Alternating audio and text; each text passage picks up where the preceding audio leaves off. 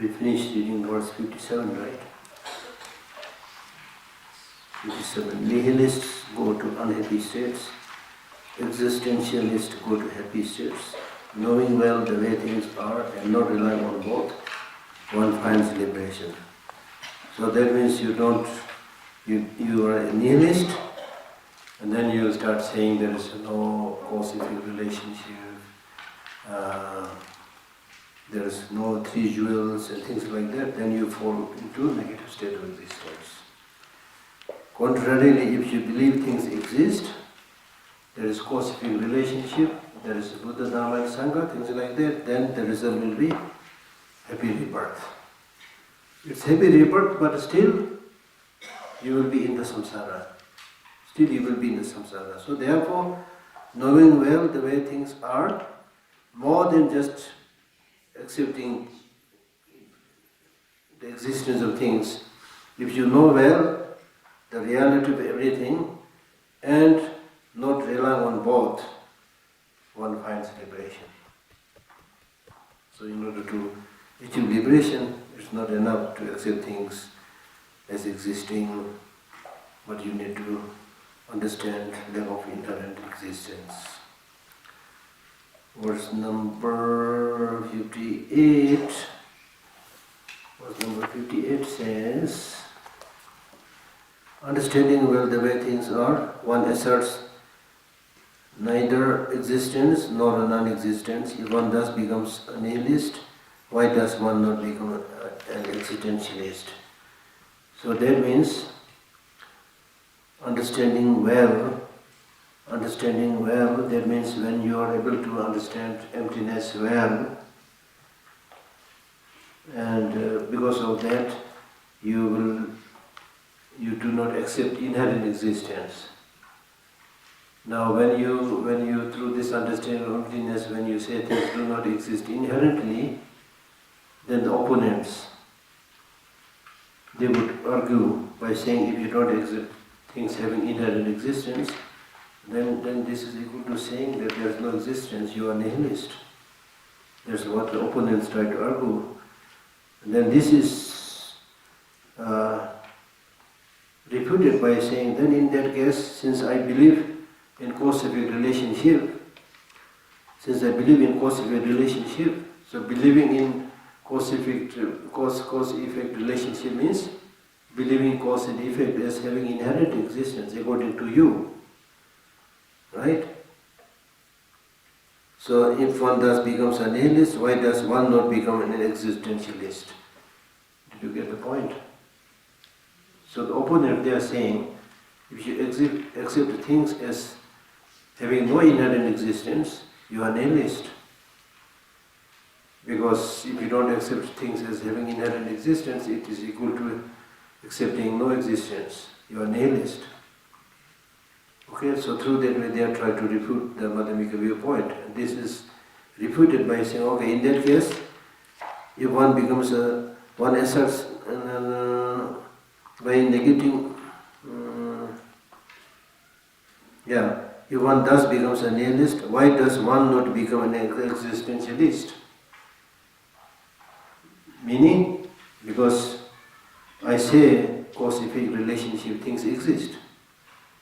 So which means, according to you, it's accepting things having inherent existence. So therefore, from that point, why can't you say that I'm existentialist? So it's like using the same logic against them. So the verse number 59 is also quite similar. If by negating existence, non-existence actually implied, why when negating non-existence is existence not implied? Very similar. Then, if you really understand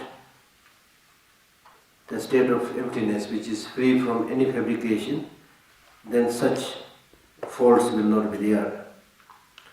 By neither actually avow nihilism nor behave or think as such, because they aim for enlightenment, how can they be called nihilists? That means they means Madhyamikas. So the Madhyamikas are not nihilist. It is improper to call the Madhyamikas as nihilist because the Madhyamikas, they neither actually avow nihilism nor behave or think as such. So therefore you can't call them nihilist. In terms of their behavior also, they aim for enlightenment. How can they be called nihilist? So the opponents, they try to, in fact this is I think one of the Buddhist schools of thought who are saying that since you believe in lack of inherent existence, therefore you are basically nihilist. Therefore basically you are nihilist. Okay, so in your mind you are nihilist. And this is, when this is tried to be refuted by saying that no, we, externally in terms of behavior and other things, we aim to achieve enlightenment and do such practices, so we are not nihilist. So this Buddhist schools of thought, they say, externally you are doing this because you want respect and you want offerings from others. So externally you will not say that you are not really nihilist. You pretend that things are there, you work, because you have to survive in this world. But deep down, because you are saying things do not exist inherently, you are nihilist. But then the answer is, yes, truly the Madhyamikas, work so hard to become Buddha, cultivate bodhicitta, compassion and love, so they are not nihilist.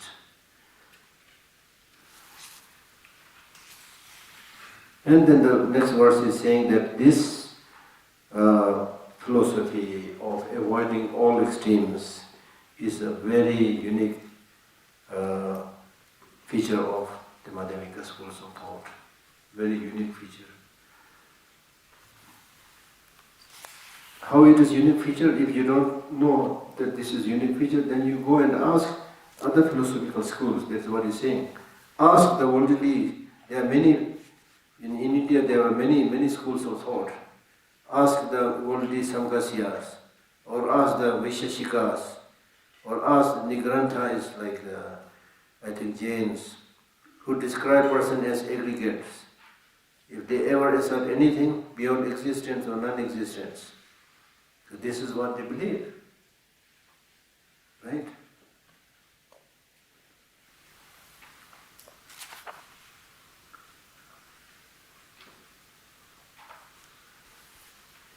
Thus the eternal teachings of the Buddha, they transcend existence, transcend inherent existence, and total non-existence, is said to be profound.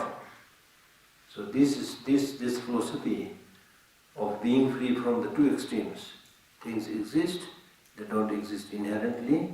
This is very unique. This in fact is called the essence of Dharma. Very special, not just essence, but very special feature of Mahayana. Right? The others, for example, as we cited, for example, in the case of most of the even Buddhist schools of thought, they accept a person as having substantial existence. And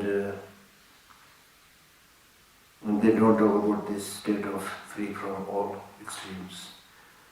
Then the Samkhyas, and similarly the Vaisheshikas, the logicians, and similarly the Nigranthas.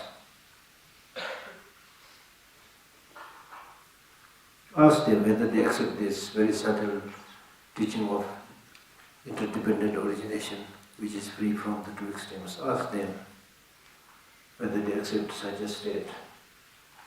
They will not be able to answer it because they accept things as having inherently independent existence. Okay? So this notion of interdependent origination is very subtle one. Very subtle one.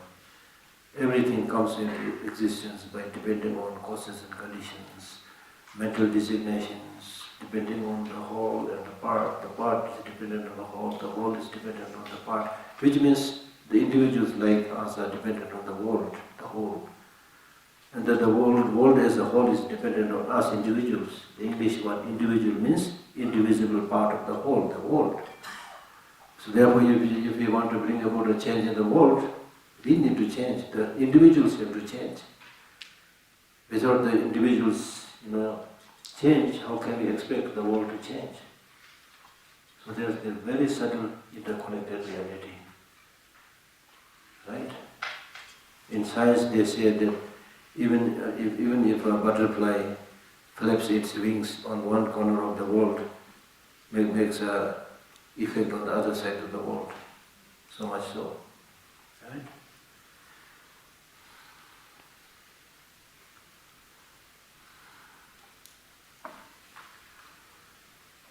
And then similarly, going, coming, things that we talk about in our daily life, they also don't have any inherent existence. Destroyed, they neither go nor come. Destroyed means when something, destroyed word is not a very good word. Disintegration. When something falls, something collapses, something disintegrates, disappear. When something disintegrates, they neither go to some other place, or when something comes, they do not come from any other particular place. If they have, meaning if things have inherent independent existence, then we should be able to say, okay, now he is going, now he is coming. But it's not the case. The going and coming is just designation. Nor remain for even a moment more. Everything is in a flux, as we were saying. How can the self and the world that transcend the three times truly exist? So if they truly exist, they should be found in any of the three times, past, present, and future. It will not be found.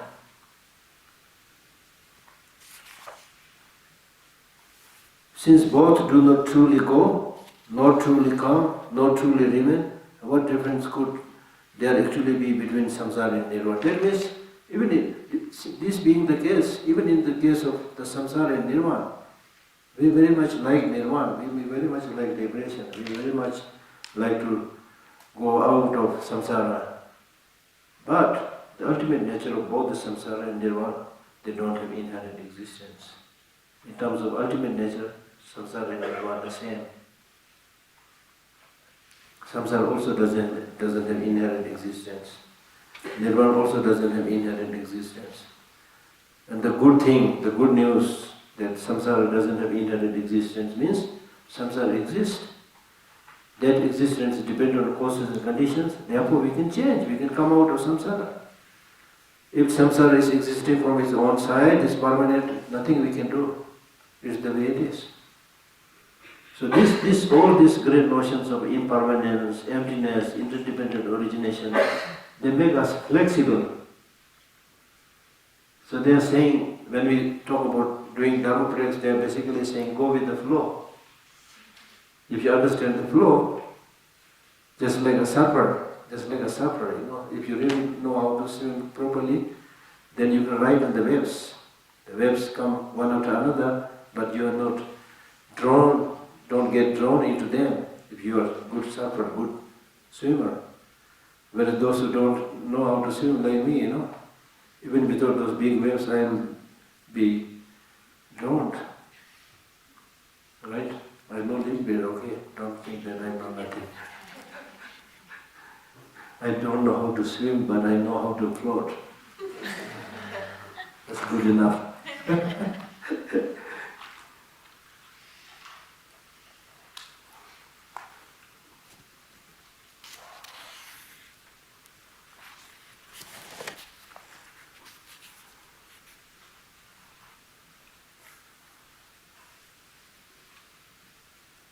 Then similarly in the case of conditioned phenomena, their nature is such, their abidance, their disintegration,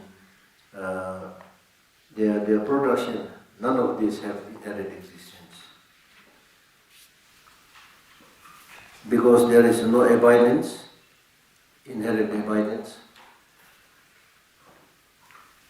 If production and cessation are not true, meaning that they don't have, inherent existence, how could there ultimately be production, abidance and cessation?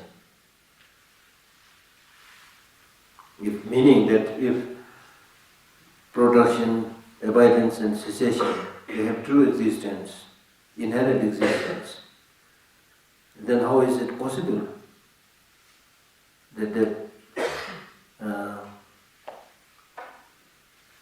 how it is possible to produce something, to abide in something?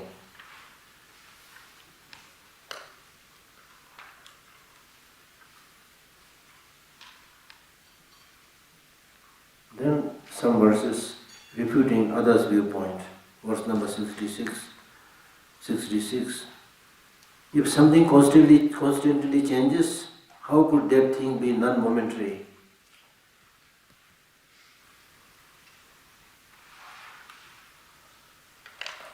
If something constantly changes, how could that things be non-momentary? If there are no changes, how could it actually change into something else?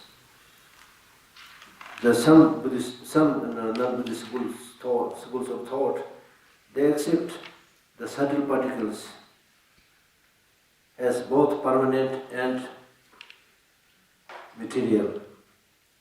So this is refuted by saying if something constantly changes, because if you say this is both a thing and also permanent, if it is a thing, then it means it should undergo change. If something constantly changes, how could that thing be non-momentary? You are also saying it is permanent, non-momentary. How this is possible? And also you are saying it is permanent. If it is permanent, there can be no changes. If there are no changes, how could it actually change into something else? We see particles are changing. Okay.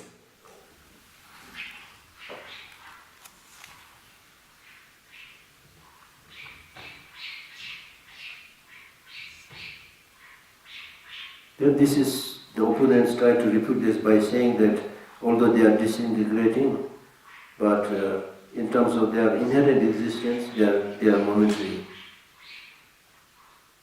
They are momentary. Because something ceases partially or completely, if it is termed momentary, then as no changes are then seen, both are therefore undesirable. Meaning that if that subtle particle is permanent and momentarily they are impermanent, then what does that mean? Are you saying that a part of that subtle particle changes and part of that subtle particle does not change? Are you saying something like that? Because something ceases partially, or because according to you, part of it should cease, part of it should completely change, because something ceases partially or completely if it is termed momentary. Because of that, then as no changes are there then seen, both are therefore unreasonable. So the question being asked is, when you say that subtle particle is in general permanent and momentarily they are impermanent, then that means part of it, are you saying that part of it undergoes changes? When you say momentary, are you saying the whole thing is impermanent and changes, or a part of it is impermanent and changes? In both the cases it is illogical, because it is the nature of the things that you will never find any conditioned thing which part of it changes and part of it does not change. It's not seen. It's not observed. The next is refutation of another school, Vaishnavas, who accept person permanent.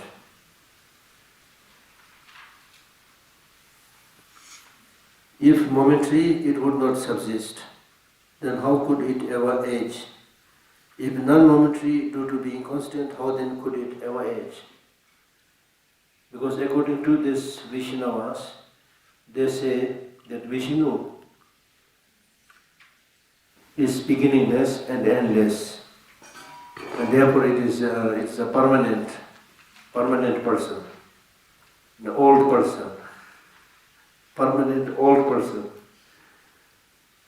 So to such also we can do the same kind of analysis as we did earlier.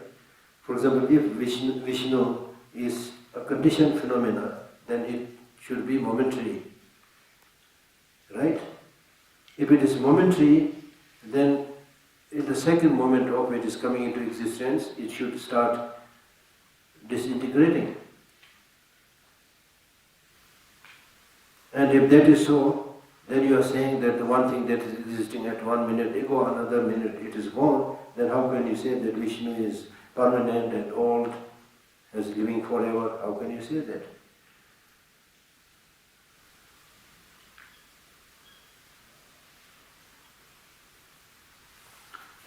Next, verse number 69. Verse number 69 is saying that even in the case of moments, the moments do not have inherent existence. The moments have parts. Normally we talk about particles having parts, but the moments, normally we don't talk about moments having parts. But here it is saying even the moments of the consciousness, first consciousness, second consciousness, preceding consciousness, succeeding consciousness, so they have different parts according to different time. And another very important, like Madhyamika school of thoughts, philosophy is anything that is existent. Anything that is existent has to have parts. Anything that is existent has to have parts. Even the scientists, they have been trying their best to find what they call as fundamental building block of particles or atoms. Through their rigorous research, they want to explore and find and want to say, yes, we found it. This is the fundamental building block of the particle. This does not have parts. This is the subtlest. They wanted to prove that. They have been working on that for so many years. Have they found it now? What are they saying now? They don't think they're going to find it. What are they saying now? Now they are saying wave-particle duality. When they thought, I found the subtlemost particle, on looking carefully, it changes into waves. When they thought this is a wave, it changes into particle. So wave-particle duality, which is now tested through the double-slit experiment, So they have not found it. And then Nagarjuna and Buddha, they said long time back, you will never find anything that is existent has to have parts, whether it's material object like particle or consciousness. So that is what he is saying here now. Verse number 69. Just as the moment has an end, one must search for its beginning and middle. Now when we say search for its beginning, are we saying that there is a beginning in the universe? Do the Buddhists say there is a beginning in the universe? Huh? No? Why? Yeah, we say there is no beginning because just as the moment has an end, one must search for its beginning. Doesn't mean that a beginning where everything started. It's not saying that. It is saying that it has to have its causes, it has to have its causes. What they call it? Ad infinity? Ad infinity or something like that. Endless. So we cannot say this is the point where the universe started.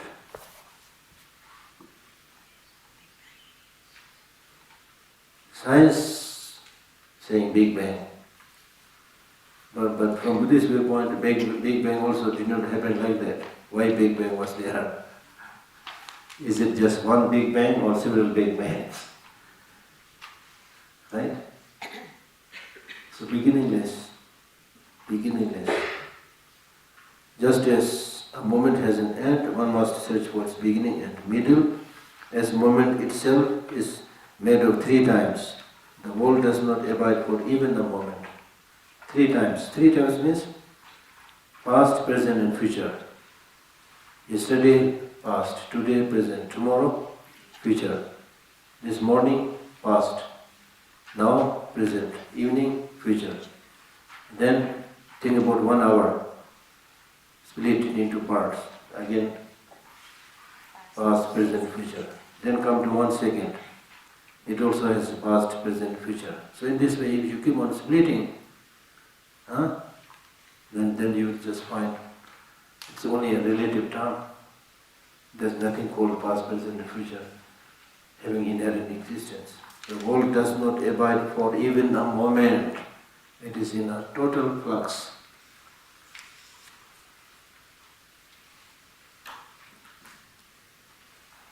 Because the so-called past is called past because of the present. And when you look at the present also, it is called present because of the past and future. So in this way, if you really split, you will not be able to find anything.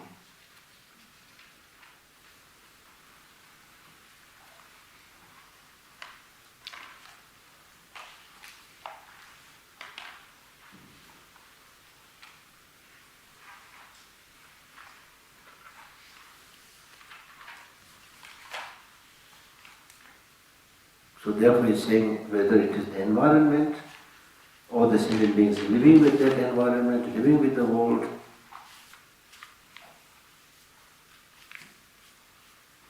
does not abide even for a moment. And similarly, the one that possesses the parts, the whole, also does not have inherent existence. If you say the beginning, the middle and the end exist inherently, this is refuted by saying that think of beginning, middle and end to be like a moment. For beginning, middle and end are produced from neither self nor others.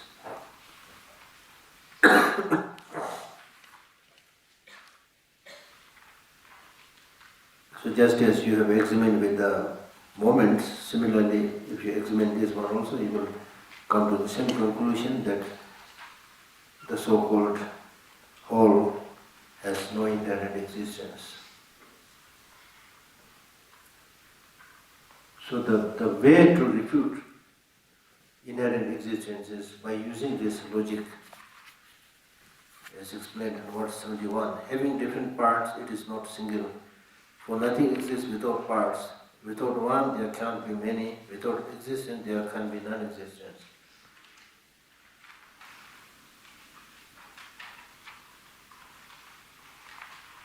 So meaning that if you say there is something existing inherently, then you should ask the question, is it one or many? In both the ways you won't find them. Having different parts, it is not single. And for nothing exists without parts, so dependent. And without one, you can talk about many. And without something existing, you cannot talk about their disappearing or disintegrating, non-existence.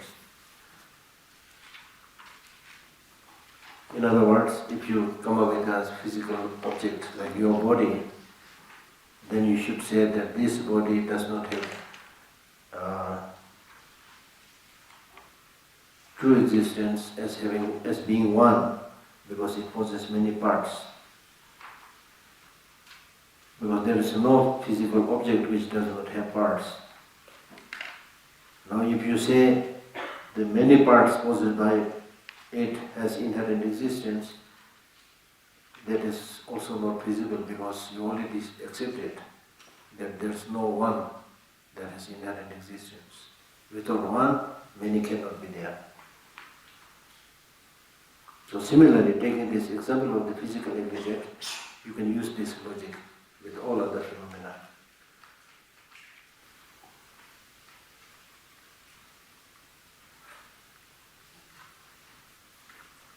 Verse number 72.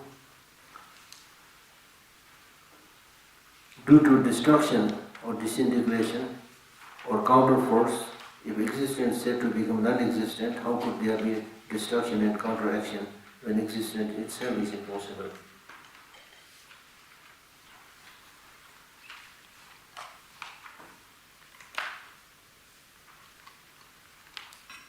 Meaning that in the conventional world,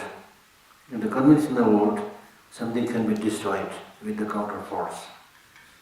For example, I can bring a hammer and destroy a pot, right? Due to destruction or counterforce, means I use this counterforce like a hammer and destroy the pot.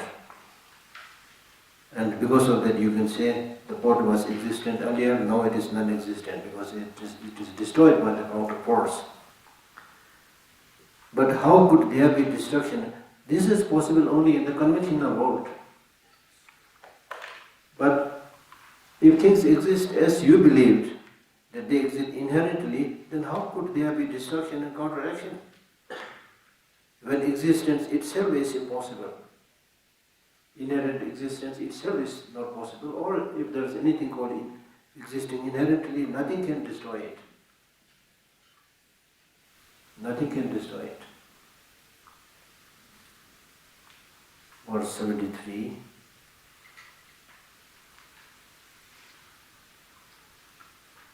Therefore, on attainment of nirvana, the world does not actually diminish. When asked if the world has an end, the victorious one thus did not respond.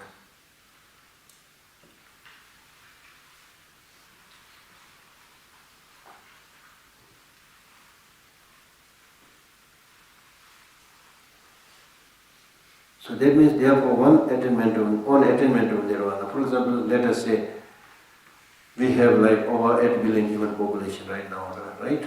So out of this over 8 billion human population, if one person attains nirvana, then we can say the world has diminished a little bit. In other words, the number has diminished. We had like, let us say 8 billion. So one achieved nirvana, now we are less than 8 billion. Conventionally we can say something like that. But if things exist inherently, then there is no change. Therefore, on attainment of nirvana, the world does not actually diminish.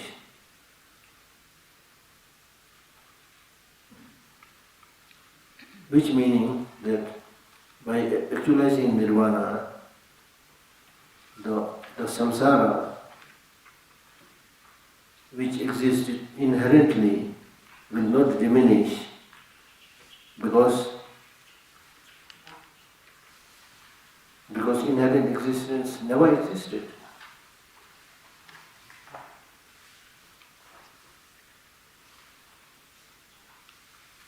If inherent existence existed earlier, then we can say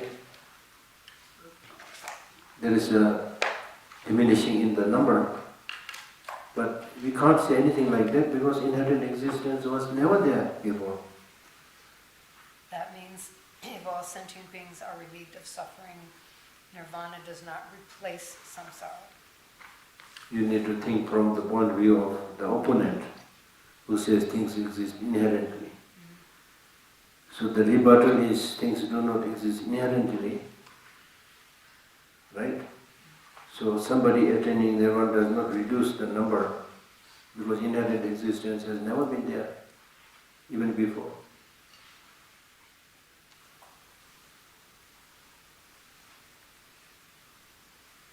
This is followed by saying that the Buddha did not answer to the question whether the world has a beginning, world has an end or not.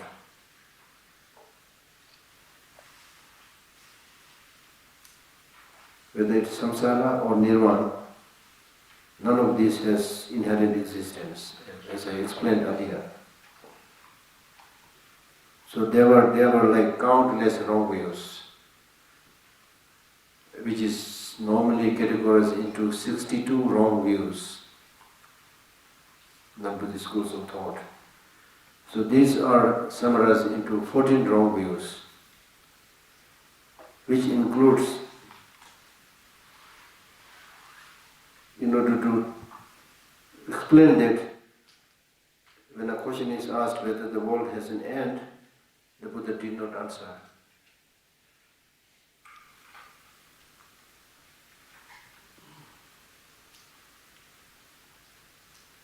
Some non-Buddhist schools of thought ask this question, whether the world has an end or not.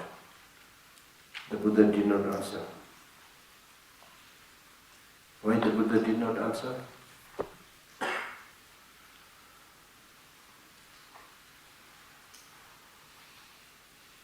At the time of Buddha, I narrated this story many times. At the time of the Buddha, there was a monk by the name Malukya. He was meditating in his small hut. So one day it came into his mind that I received teachings from Buddha, has been very kind to me, but that there are some topics which he did not answer. So it's talking about this, whether the world is a beginning or an end, after death what happens. 14 topics, questions were asked, but they did not answer. So this monk thought, now I should go in one of the evenings. He said, now I should go to the Buddha and ask the same question. If he answers these questions which he did not answer earlier, then I will train under him, I will follow him. If he does not answer these questions, I will go to some other master. I will not follow him. So with this attitude, he goes to the Buddha and says the same thing. The Buddha said, young man, first of all, I am not looking for students. You go wherever you want to go. Then as to your question, I'll give you an example. I'll tell you a story. That story became very famous, which is called the paradox of the arrow or something like that. So the Buddha told him the story by saying that if somebody from a distance shoots an arrow and you're struck by that arrow and you're bleeding, at that time, what would you do? Will you take the arrow immediately? And that arrow is not an ordinary arrow, it is a thickly smeared, poison smeared arrow. So what will you do? Will you take that arrow immediately out, as your relatives and others suggest? Or you will not listen to them and remain adamant and say that no, unless I get all the answers relating to this incident, I'm not going to take the arrow out. So just on this small incident, there are so many questions you can ask. Because he has not seen who has shot the arrow, so you can ask the question, who has shot the arrow? The guy who shot the arrow is tall or short, whether he is a moustache or not, how strong his arms are, what was the speed of the arrow when it was on its way, by what material substance the bow and the arrow are made of. 100,000 questions you can ask. So long before you get answers, you will be a dead person, because the arrow which struck you is a poisoned arrow.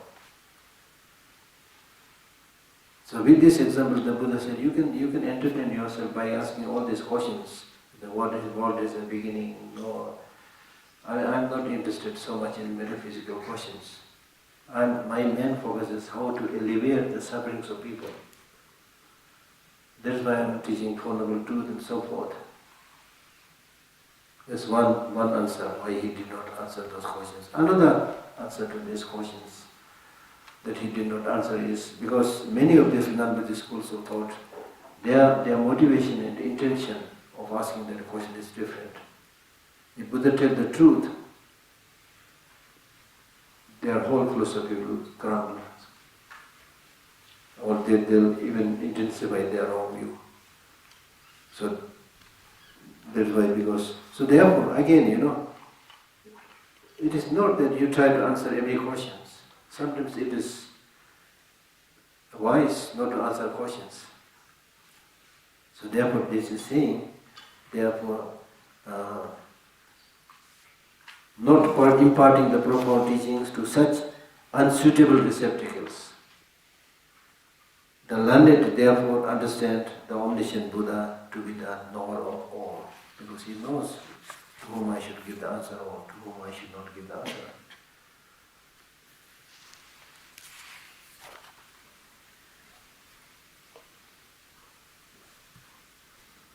Because you cannot answer a question which has no reference point. And many of these people who are asking the questions, they are asking the question with the understanding that things exist inherently. So such an existence is not there. So there is no reference point. So therefore they are not, as we already discussed earlier, when teaching emptiness, the student should be the right receptacle. Right? So those people who are asking this question, they were not the right student to teach this meaning of lack of inherent existence. So therefore not teaching such profound subject to people who are not ready, just from them you can find out the Buddha is omniscient person, because he knows what to teach, what not to teach. Therefore it is one of the fundamental rules in Buddhism is, don't give teaching unless you are requested to give teaching. This is actually the case. Normally, no, I don't think anybody practices that. But actually, the Buddhist teaching says, if you are not requested, don't give the teaching. But unfortunately, these days, teaching is also another merchandise.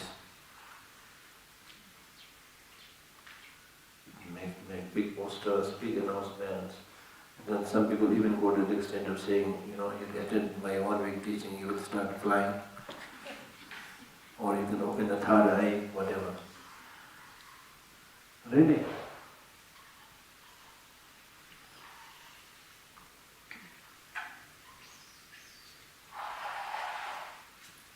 So the teacher should know.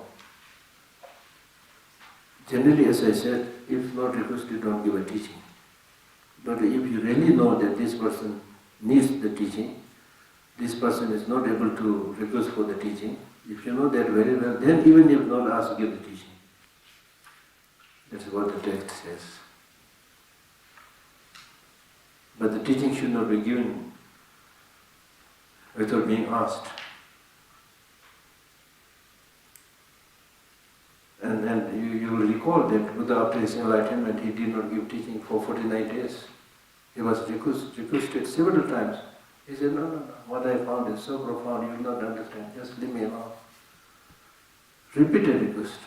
49 days, he continued his meditation.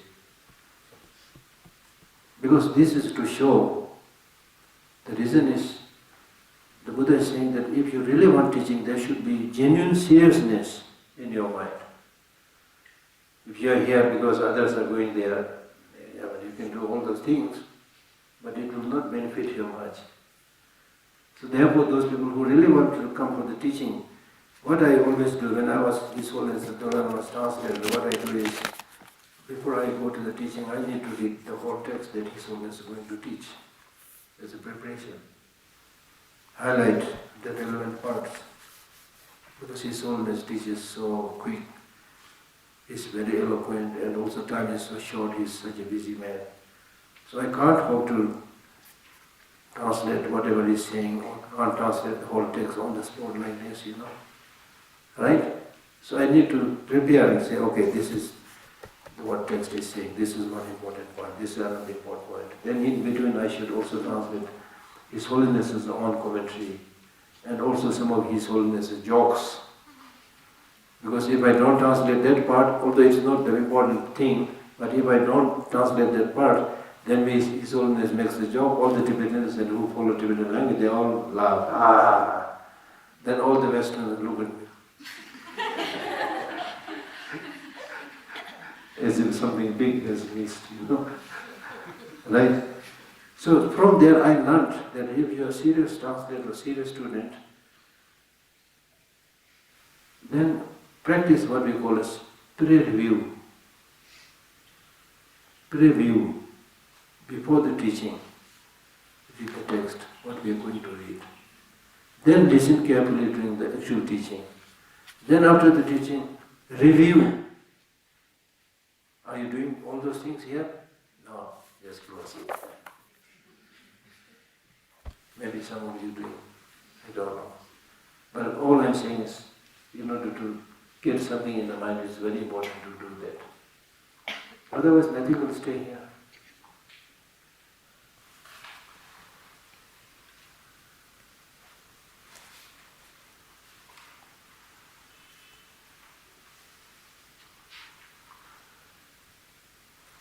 The Dharma of highest excellence is profound and without grasping, and also without base. This the omniscient Buddha thus preached. So that means this definite goodness, nirvana and enlightenment, they are difficult to realize. They are profound. Because we are very used in staying in the samsara, not very much habituated with the nirvana and enlightenment, so they are very profound.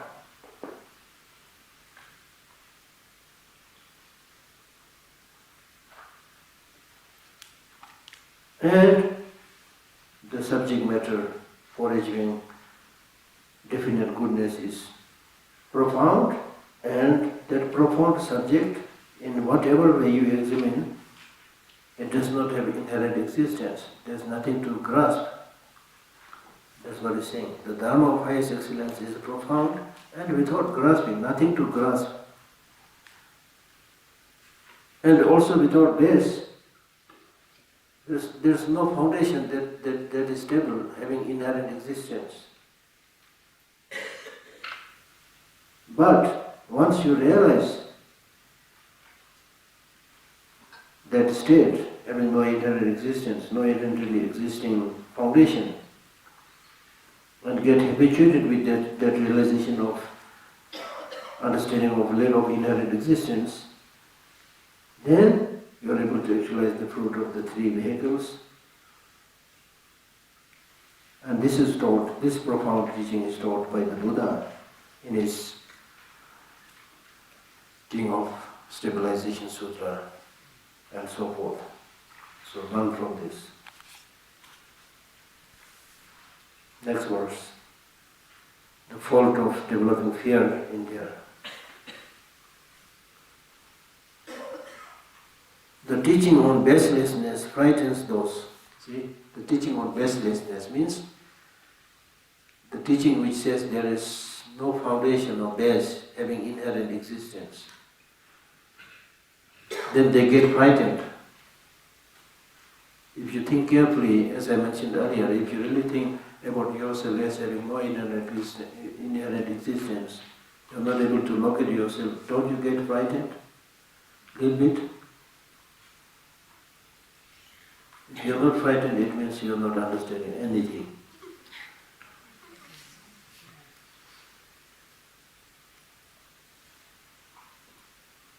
You will get frightened because we are so used to it thinking the I and the self existing solidly, concretely from his own side.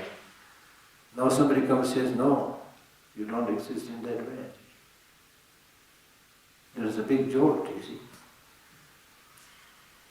And it is because of this profound teaching which was not able to understand by the non-Buddhist schools of thought, even most of the Buddhist schools of thought.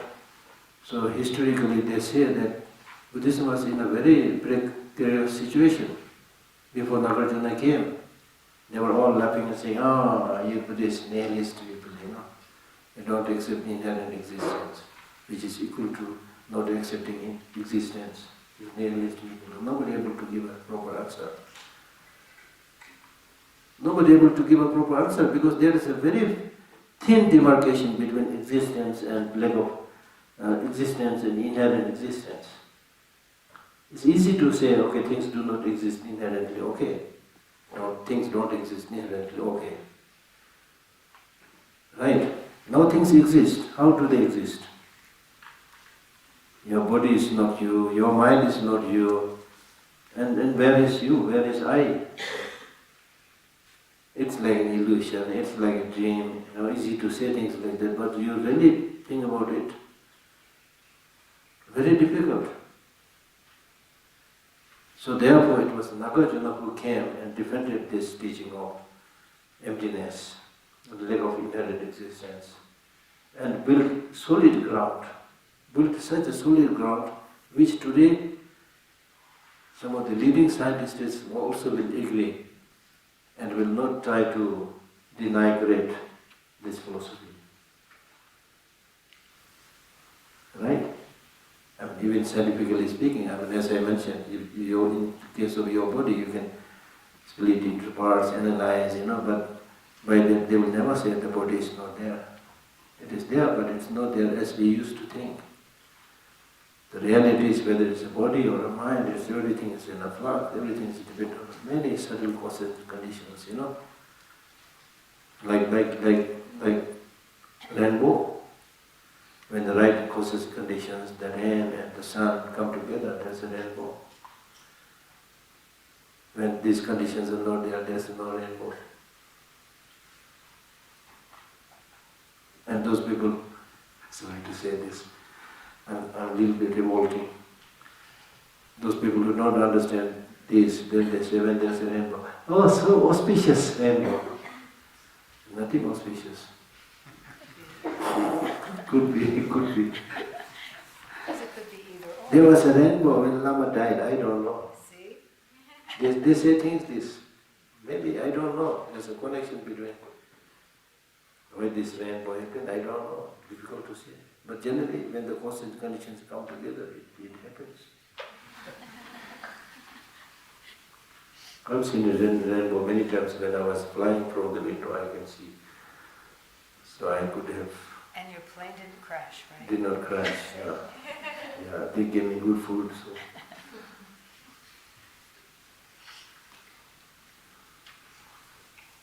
So this is the thing, those who, the teachings on baselessness frightens those.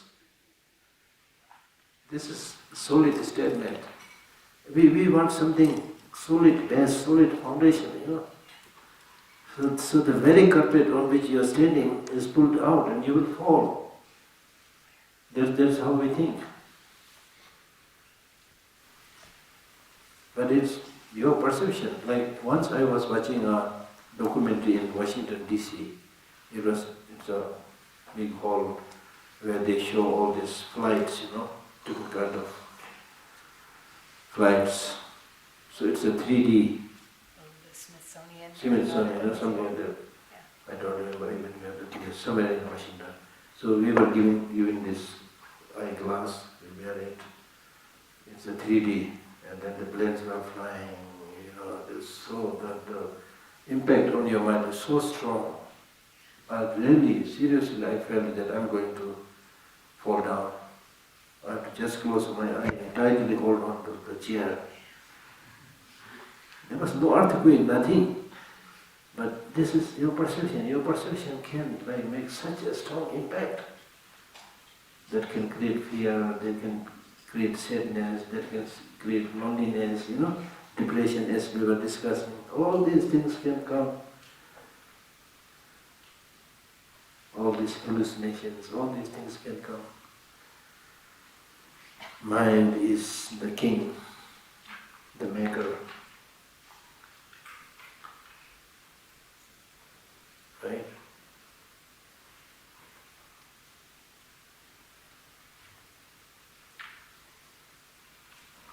The teaching on baselessness frightens those who take delight in the base. This is very nice. Who take delight in the base.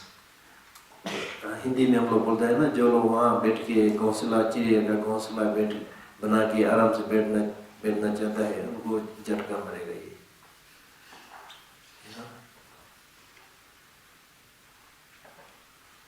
Not rising above existence, non-existence, The unintelligent are thus ruined, because they don't have this understanding of the total non-existence and lack of inherent existence, and then unintelligence.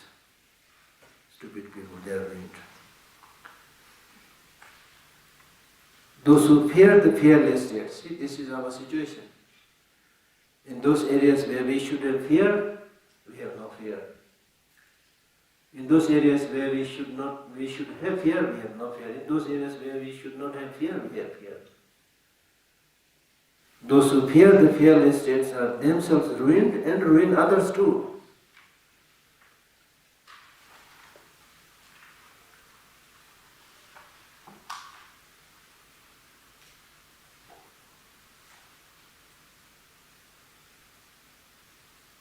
Meaning that to some people, when you teach this meaning of emptiness, of inherent existence, then they will say, oh, this is nihilist.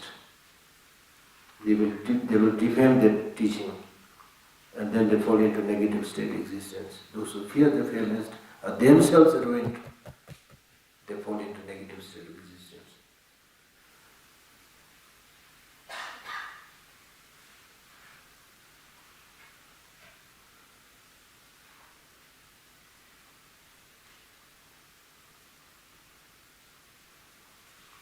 And such subjects are being then even shared and taught to others.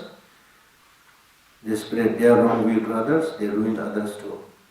O King, thus act in a way that those ruined shall not ruin you.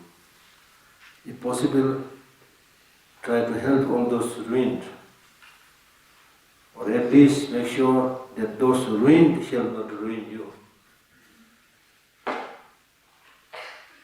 The world is basically ruined by people who are already ruined, and they are on the highest pedestal as president, as prime minister. Everywhere they are ruined. They themselves are ruined. No compassion, no love, and they are ruining the rest of the world. As clear as that.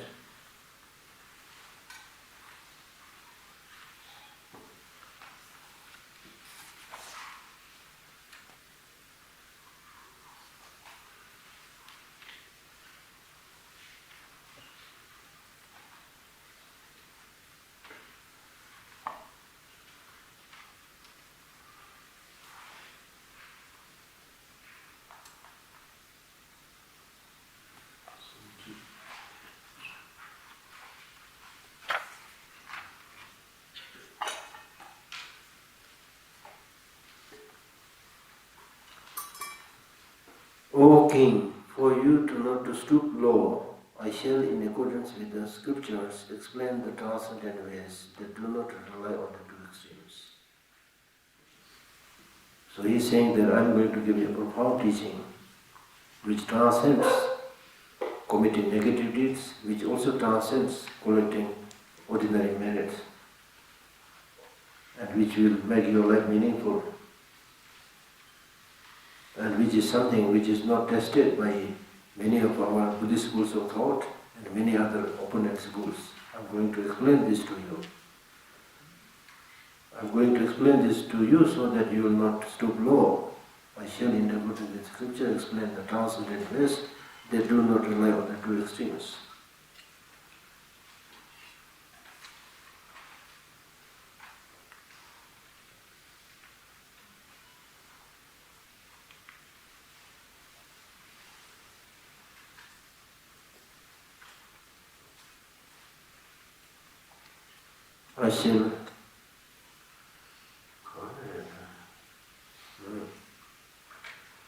I shall unravel the meaning of the profound that transcends both sinful and meritorious actions, so that you shall not fear the unterrifying like the extremist and also a few amongst us.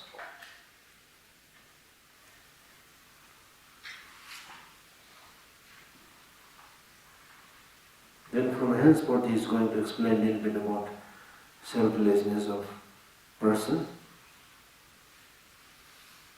Verse number 80.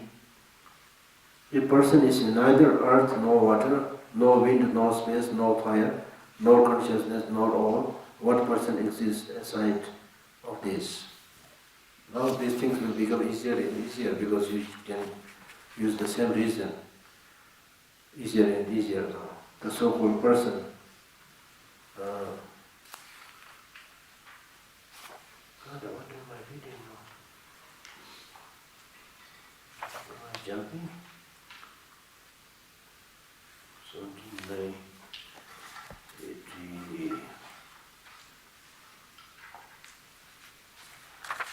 I think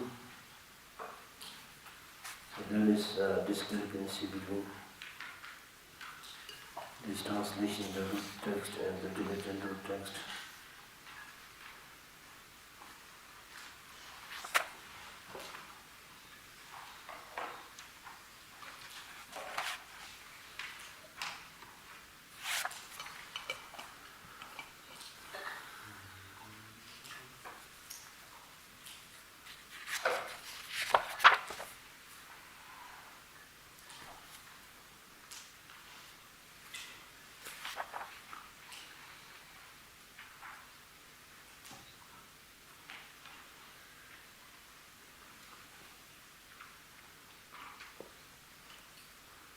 A person is neither earth, nor water, nor wind, nor space, nor fire, nor consciousness, nor all. What person exists aside of this? So it's like saying, person is not the physical aggregate, not the mind, not the composite of this. Where is the person? Similar motion. A person is composite of 6 constituents. It is therefore not real. Not real means doesn't have inherent existence. They are just designated. Likewise, each constituent is itself a composite. It's not just a person. Each constituent also doesn't have inherent existence. It is therefore not real. Aggregates are not self. It does not contain them. They do not contain it. It is not without them. Aggregates and self are connected like fire and fuel. How can a self therefore exist? Meaning, how can a self exist as having inherent existence? Because if it has inherent existence, then you should be able to pinpoint that person. Look, this is the person existing in the psychophysical aggregate. Right? You are not able to pinpoint it. So they are simply dependent on each other, just designated. Aggregates are not self. Okay, I read this. 3 elements are not earth. It does not contain them. They do not contain it. It is not without them. And because it applies to each of them, elements like self are also, in the case of 4 elements also, if you scrutinize, then the 3 elements are not earth. It may be there, but it is not earth.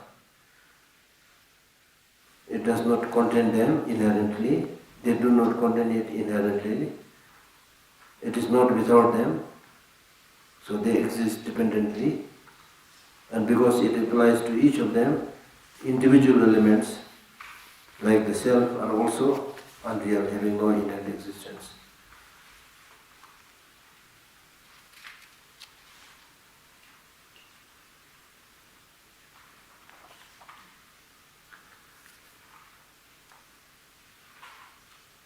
Earth, water, fire and wind do not exist by way of their own entities. When 3 are absent, one does not exist. When one is absent, the 3 do not exist. If each does not exist when 3 are absent, and 3 do not exist when 1 is absent, each by itself would not exist, how then can their composite arise? If they are not interconnected, interdependent, how can they arise? If they exist independently, there is no way they can depend on each other. Yet, if each exists distinctly, having inherent existence, why there is no fire without fuel? Because if it exists independently, it doesn't have to depend on the fuel. So is motility. Motility is the feature of water, obstruction, feature of earth, and cohesion. Motility, the feature of air, obstruction, feature of earth, and cohesion, feature of water. In the case of water, wind and earth. If things about fire is widely known, how can the other 3 be different? How then is it possible for the 3 to not comply with dependent reality. How can that existing by itself be mutually existent? How can that not existing by itself be mutually existent? If each does not exist on its own, then one cannot exist in a state where one is not commingled with the rest. If commingled, it does not exist in one way. How can elements that do not individually exist have an individual characteristic? Not existing individually and lack robust individuality, their characteristics are only termed conventional.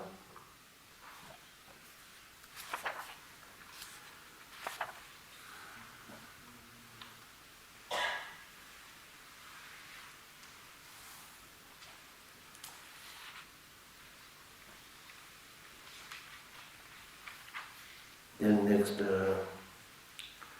verse number 91 is saying that the dependent relation does not have inherent existence. This principle well applies to color, odor, taste and touch. It applies to eye consciousness and forms, ignorance, actions and birth. None of this has inherent existence.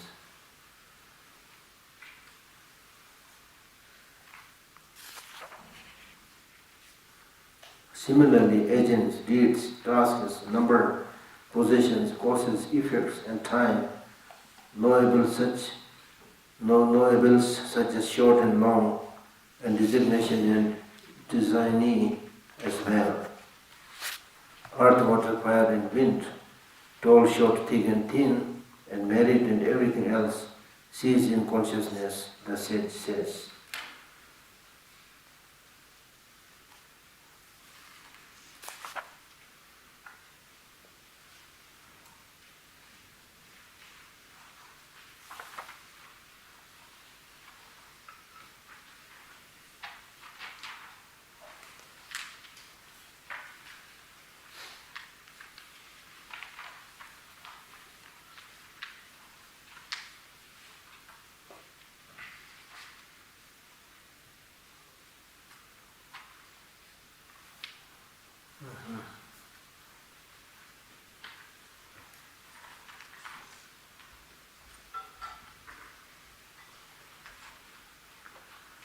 To a consciousness that is indemonstrable means when you use this non-conceptual thought, which individually understands the reality, then their nature is such that you cannot demonstrate as having inherent existence.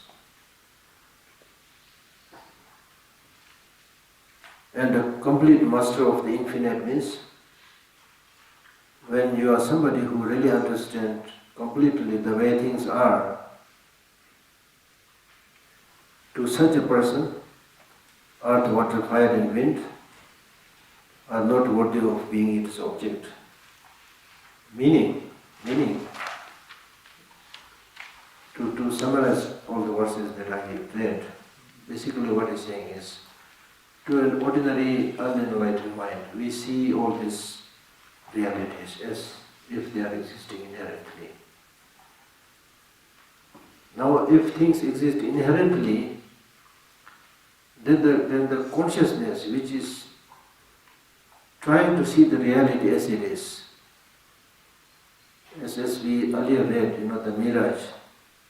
If the mirage or water, it is really there, then we approach, we should be able to see it. Saying the same thing here.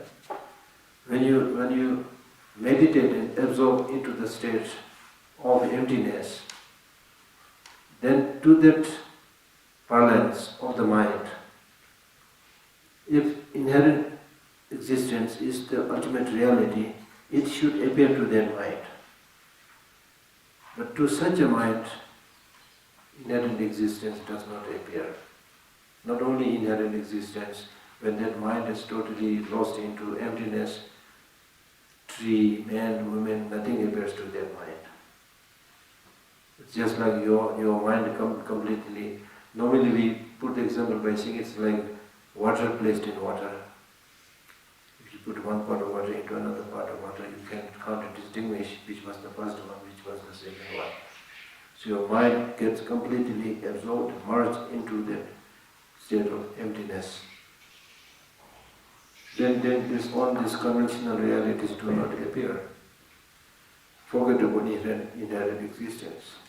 So to a consciousness that is indemonstrable,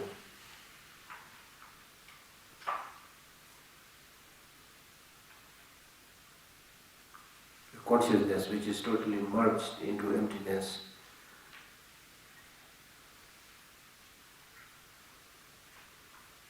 which you cannot show.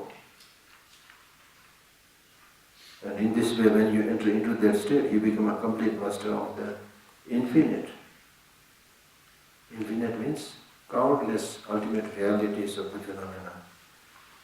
Earth, water, fire and wind are not worthy of being its subject. Meaning that to the parlance of that meditator, they are not there. Earth, water, fire, wind are not worthy of being its object. Meaning that they are not there in the purview of that meditator.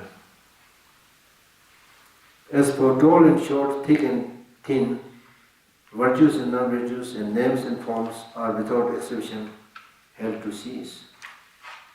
So, in the parlance of that person who is totally entered into absorption, then these things like long and short, subtle and thick, virtue, non-virtue, name, form, nothing remains there.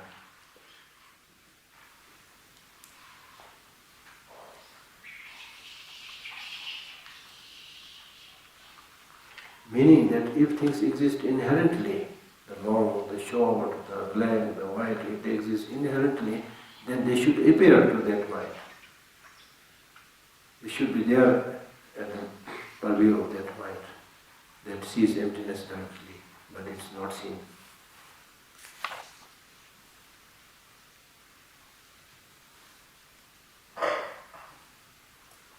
Now the question is, are you saying that this existence of this phenomena are destroyed by that wisdom understanding emptiness? Are you saying, if I had not meditated on wisdom understanding emptiness, everything will be there? Now you have meditated on emptiness and these things do not appear. Are you saying that wisdom understanding emptiness has destroyed everything? No. This is the answer. Next one.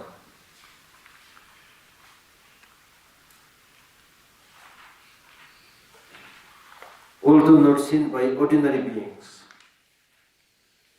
when one realizes the things of the past that appear to our consciousness, they all in the consciousness of Aryas will later cease.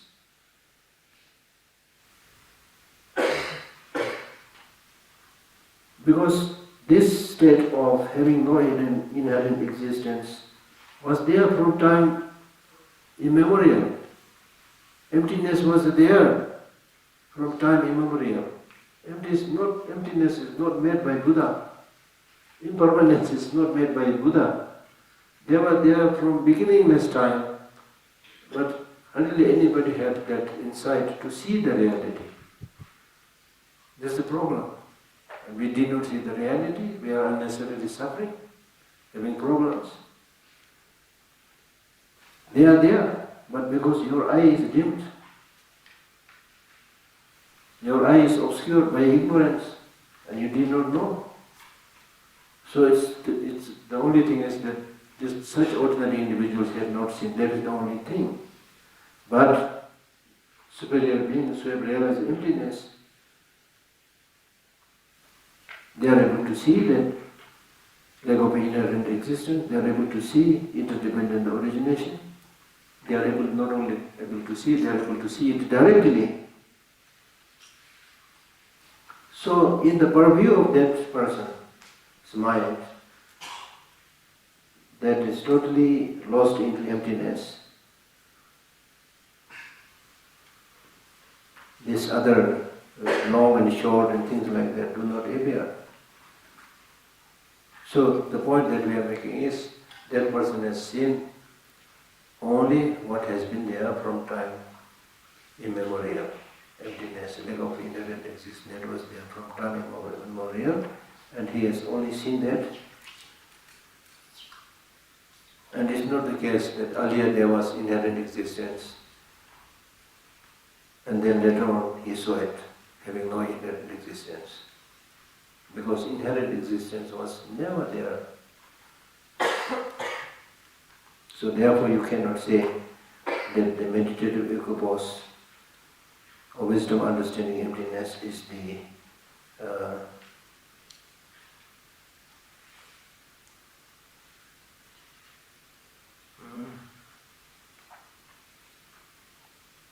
because if it is the case that earlier there was inherent existence and then later on with this meditation it is destroyed, then you can say that this meditation is the cause for the destruction of everything.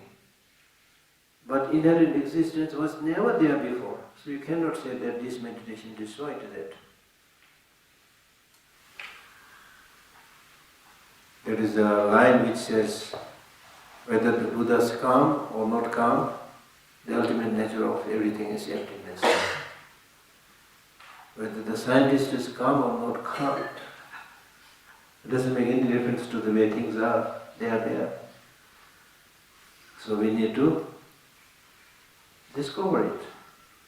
Buddha discovered. Buddha did not invent emptiness. He discovered it.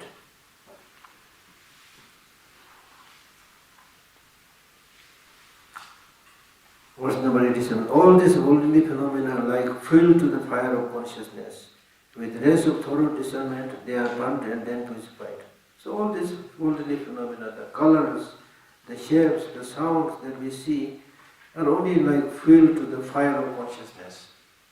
So our consciousnesses are like fire, and our fire-like consciousness has to be fed by all these conventional realities, black, white, yellow, green, whatever. But when we develop this laser-like rays of thorough discernment, then we are able to burn it, then pacify it. Then pacify it.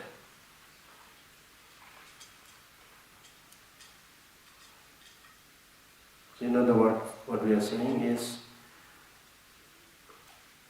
in the ordinary level, our ordinary mind chases the countless objects. We get tired. There is a line, beautiful line by which Thomas in his 37 Bodhisattva practices, where he says, Trina Devarasome Atam Che. It is by grasping and seeing true, the mistaken state as true and grasping onto it, we get tired. Trina Devarasome. The mistaken appearances. We run after mistaken appearances and see these mistaken appearances as true, as important. We run after them, chase them. Then we get tired. When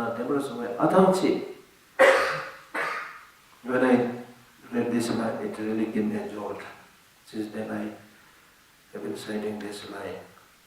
See, you ask this question, people have depression, fear, because we are chasing mirage, seeing it as water.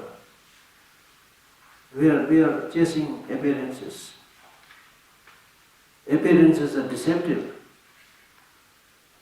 Appearances are deceptive.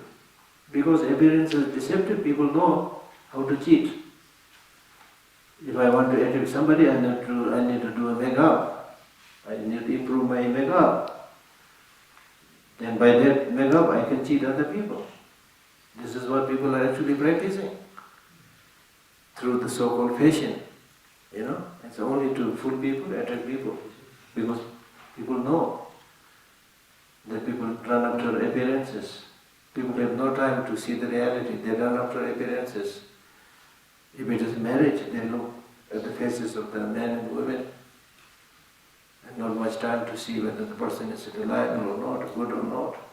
When they purchase something, then again they go after the appearances. Right? We chased appearances, and because of it, all this business came up with beautiful presentations. Beautiful presentations. In a big mall, you can see the fruit juice, which may be like 6 months or in some cases 1 year old. but the package is beautiful with flowers, something like that. The inside, the juice does not smell because they put some chemicals, and we go after appearance. And then they will make it more attractive by saying, buy one free. Right? I mean, if you really go through this chain, which we all do, unfortunately, you suffer from what is known as shopping coma. You know, when you are in big mall, you're already in a coma, state of coma, you have no idea what you are doing, because everything is arranged in such a way. One, there is a stack of baskets there. The person who goes before you without thinking takes one basket. Whether he has any plan to buy anything or not, he'll take one basket. And you are no less than that person. You also take a basket. Not sure what you're going to buy. Then you see this, buy one free. Okay. I may not need it, but for my friend, you put something. Then keep on, like now you're like zombie walking around, So many things. And then the greed. That means you are somebody who has not removed any of the afflictive emotions, like attachment, greed, they are all there. An object is there with beautiful presentation and display. And then the improper mental engagement is also there. It's really like the fire in a field meeting. So conflagration will be there, bound to come. So you keep on buying, moving around. And then in terms of money also, you have really no idea how much money you have, because you only have plastic card. If you are giving real cash, you may have so much money, But until the bill comes, you have no idea how much. In many cases they say, Madam, there is no money here. So you put it, they take the money, thank you, and go. So you are in the coma. I read that in a magazine about this. Later on I read the mind training text. It's there in the ancient Buddhist text also. Shopping coma. Tumsi, the Tibetan word is called tumsi, which means market intoxication. Similar. Clear indication is, it's only when you check out of the mall and put things in your car, still maybe in a semi-coma state. And then finally when you reach home and unpack everything, then you come back into senses and say, why the hell I bought this one? I have this one already. Am I telling a lie or something like that happened to you also? We are all victims. Right, so the point that I'm making is we run so much appearances. The appearances are deceptive. There is a disparity between appearance and reality. And we have no time to wait for the reality. We just run after appearances. Whether it's marriage, whether it's shopping, appearances. So, on the level of appearances, things look like having inherent existence. Then we get deceived, right? This commodity that I paid by will give me long-lasting happiness. It's existing inherently, but there's not yes. फिर धोखा खा जाता है ना वो. And we cheated again and again because of that. And I myself got cheated again and again. I tell you my story also. Number one, we are not ready. Number two, we also trust other people. But unfortunately, these days trust doesn't work, especially in the market. So sometimes I go and try to buy 1 dozen banana. Acha wala de dena. And then I say, give the good ones, okay? So I'm trusting that person. Jarur Guruji. And he's so quick, his hands are so... What you can nibble? Nibble. Then you put it and come home, you'll find 3 bananas rotten. So it's important, even in ordinary cases, you should yourself see carefully. No need to trust unnecessarily anybody. Right? Okay, so the whole point of understanding emptiness is not to get cheated by the appearances.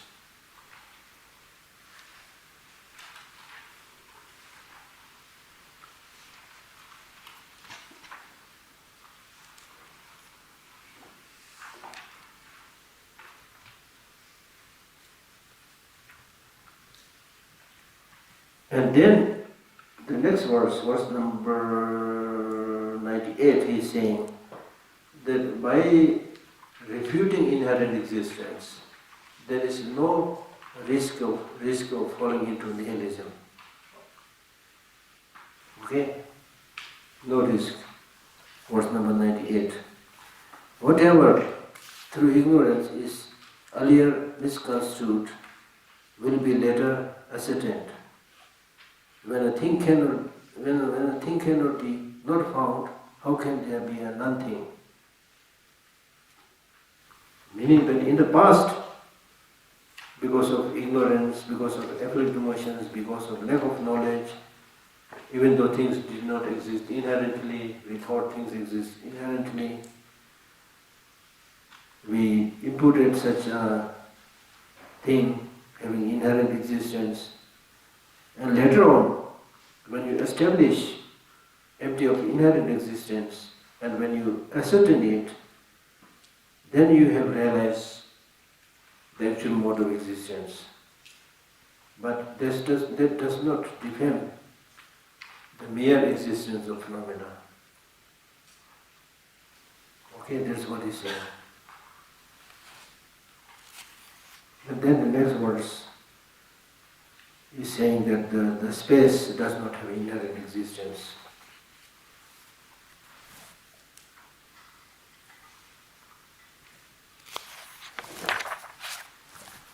Just as physical forms are mere designations, so too is space mere designation. Without elements, how can there be form? So is the case with the name itself. Name, form, space, whatever is merely designated. Similarly, consider feeling, discrimination, the five aggregates, and formative mental factors and consciousness to be like elements and also self. So know that six constituents are thus without self. This ends the first chapter of the Precious Garland, presentation on higher rebirth and highest excellence. Chapter number 2, interwoven presentation on higher rebirth and highest excellence.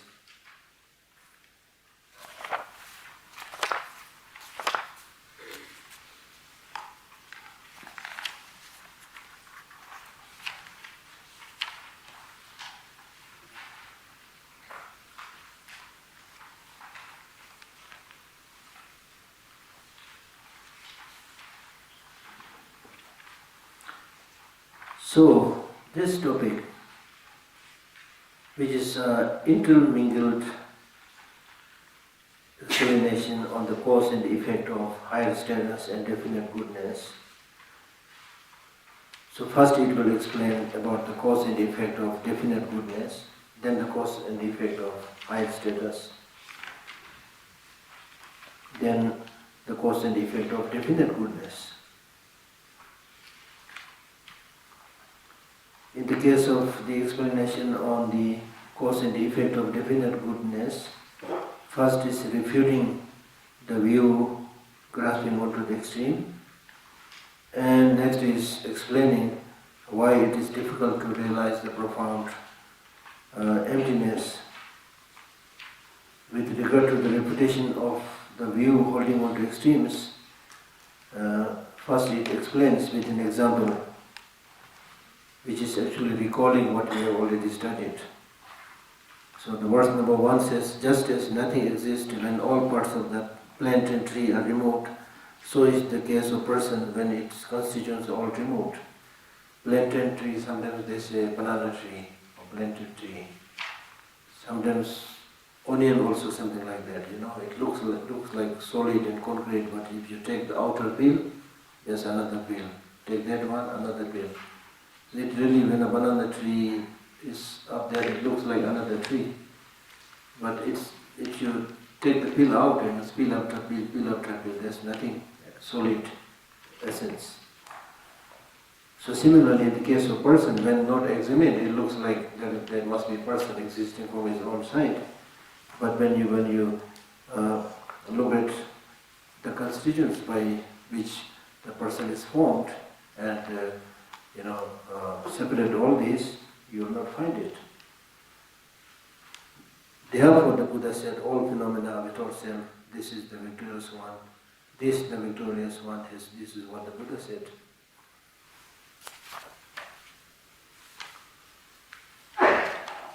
Next is actual reputation.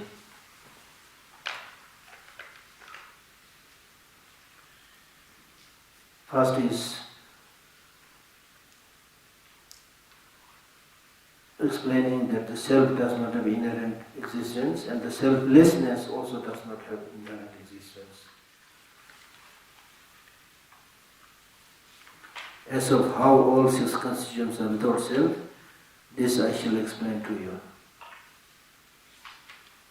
As self and selflessness are not truly to be found, the great sage has rejected the view or views of self and selflessness.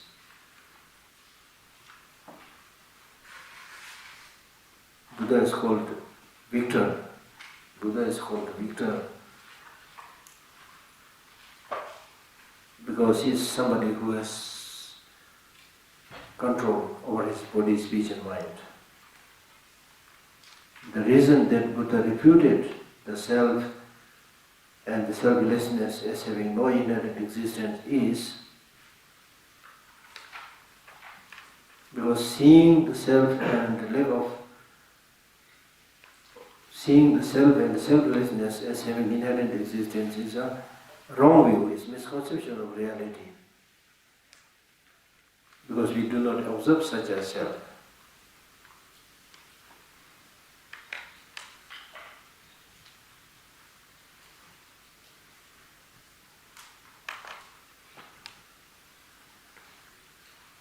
So whether it's a conditioned phenomena, whether it's a thing or non-thing, they have no inherent existence. For example, whatever is seen or heard, the Victor said, is neither true nor untrue. If for a thesis an antithesis arises, both in fact can't be true. Meaning that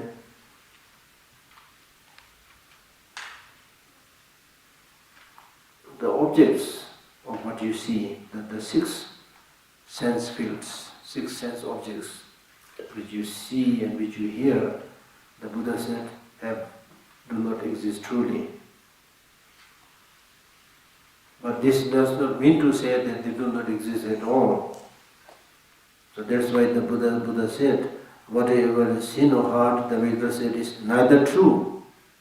Neither true means they do not exist inherently. Nor untrue means, it's not saying that because they don't exist inherently, they don't exist at all. They exist conventionally. So in that sense, nor untrue, they are true. In the conventional sense, they exist. But, in both the cases, they do not have inherent existence.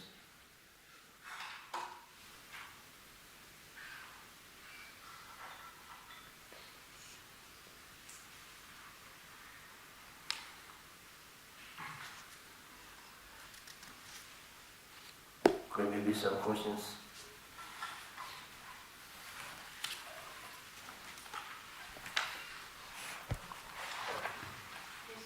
Yes.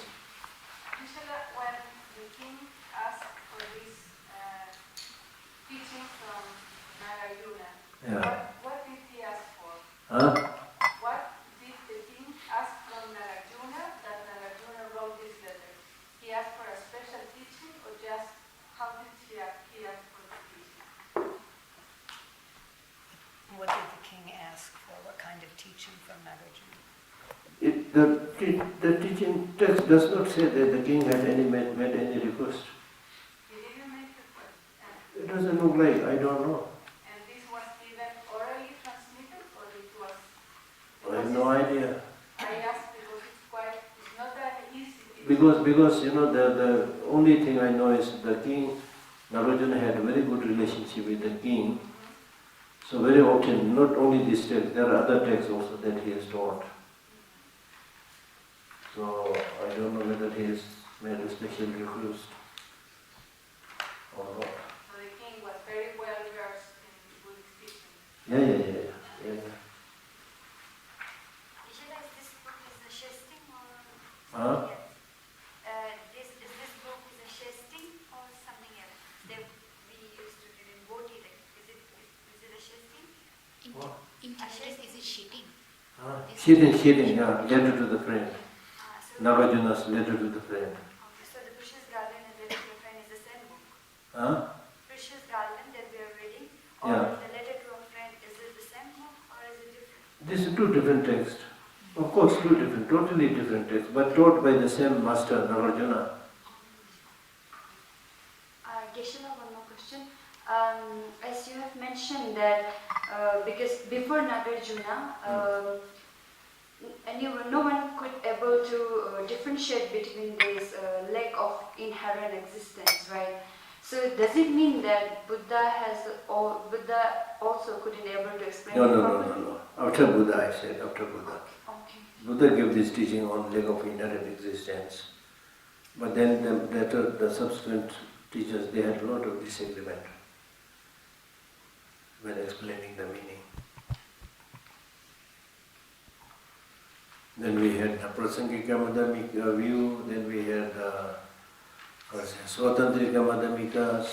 The Swatantrika Madhyamikas, they say things exist inherently. Yes. You talking about the reality and emptiness and all those things. And if I'm sitting alone with myself, how can I know if this is the reality or not? Like it's easy to ask you, is this real? But when I'm sitting with myself and practicing meditation, I don't have a guru to ask or like a friend to ask. So the question is, how can I know this is the real reality? If it makes sense. As much as possible, use your personal investigation. As I was saying that, for example, with the eye, is your body your eye? No. Is your mind your eye? No. So already you become very clear. Your body is not you, your mind is not you. Where is the eye? Just designated, merely designated. But that does not mean things don't exist at all. So this is very tricky question, not easy to answer. Not easy to answer. That's why many of these Buddhist schools of thought, some of them said the I is the eighth mental, like the mind-only school thought. They said the I is the eighth consciousness. They believe in eight different types of consciousnesses. And then among them there's one which is called Kuishinamhye, the foundational consciousness. So they said this foundational consciousness is the I. I. Then there's another school, like I think Swatantrika Madhyamika, they say it is the out of the six consciousnesses, eye consciousnesses, ear consciousness and so forth, it is the mental consciousness. Then then gradually you go into the highest, the Prasangika Madhyamika, then they say it is the mere I. I have no idea what they are saying. Mere I means merely designated thing.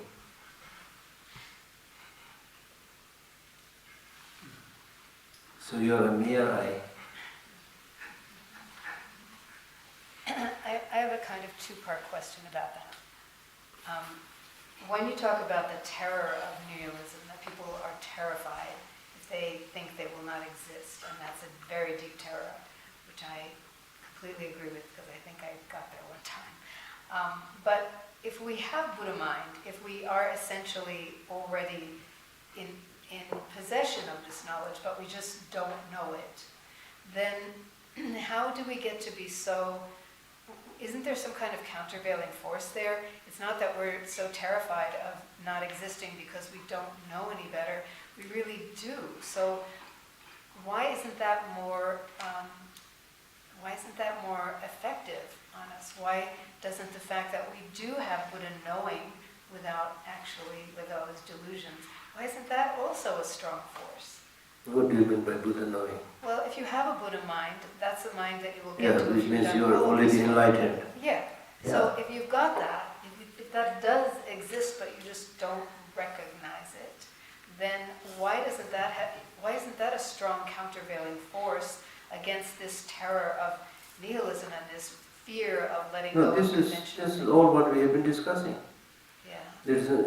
It's only because you don't know, therefore you have fear. If you know, then you will have no fear. Like, because I give you this very vivid example of the coil of rope, Yeah. mistaken as a snake. Yeah. Because from a distance, when the light was not so sharp, and maybe your eyesight is also not so good, then you thought there is a snake, and you develop fear. This is obviously because of lack of knowledge. But gradually, when you approach closer, there's better light, then you see it's not a snake. It's coil of rope, your fear goes away. So when you really have the knowledge, then of course there's no need to fear. I'll give you a very small example. Like in a family, it's but natural that gradually the father will die, the mother will die, brother will die, sister will, all those unfortunate things happen, right? When those things happen, don't we get completely mesmerized and shocked, sad? Do we? Yes, because we don't have the knowledge. Because you don't have the knowledge that right in the beginning, meeting is parting. So when you marry somebody, if you have this precognition that, okay, I'm marrying somebody who is going to die, things will be different, you see. But you have this preconceived idea, notion that, okay, now wonderful marriage, happy ending as we say.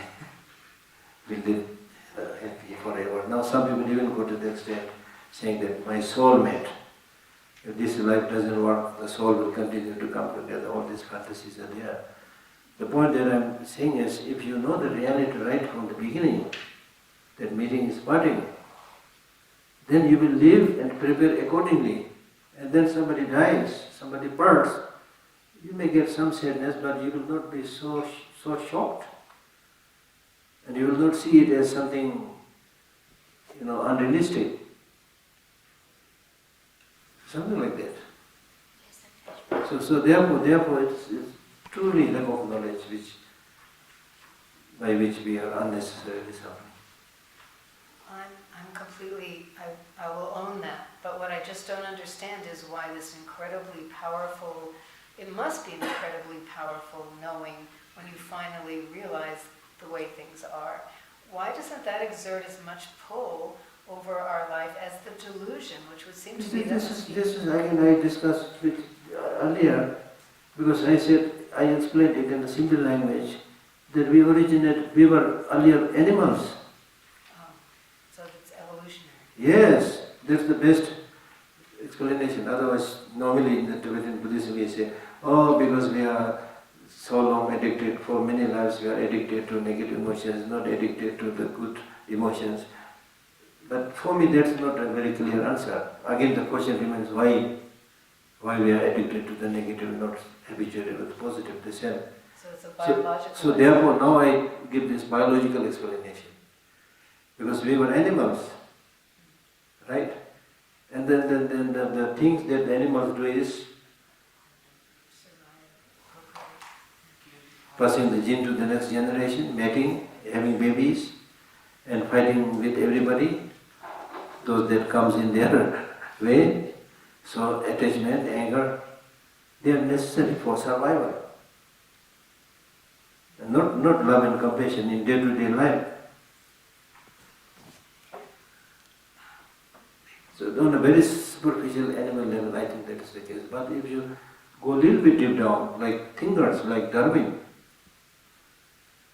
theory of evolution, and the phrase which we use, survival of the fittest. Many people think the survival of the fittest means one who is, more physically strong will last longer and fit more. But I recently bought one book and also read an article which does not look like the real thought of Darwin. Because according to Darwin, survival of the fittest are those who show compassion to others. Because if you show some kind of love and compassion to others, more people will come to you, more people will help you, share their food, things like that.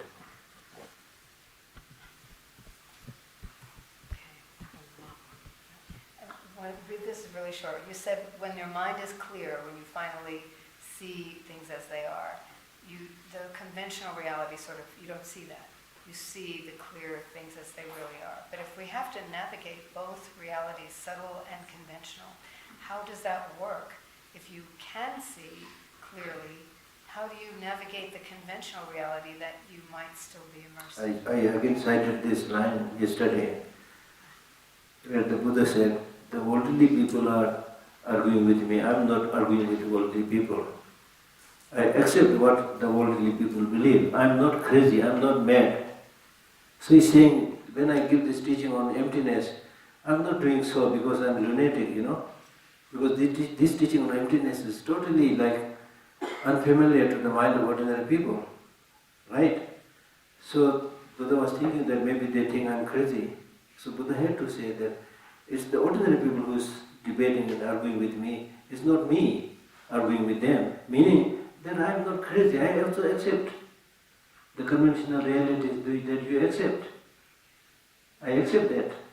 But then there's a limit that I can do. You are so absorbed and you are so lost into this conventional reality, There's nothing much I can do.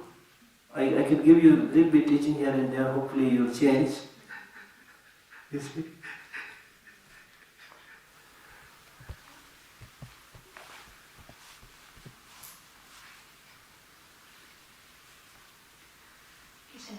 Yeah. Today you mentioned the need of a revolution in the world. You said we need a revolution in the world because of the starvation of human mind and this global suicide.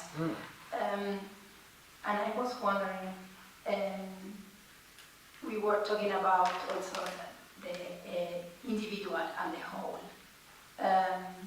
If I want to change the whole, I have to change the individual. Yeah. And in society, these individuals are the individuals, the persons.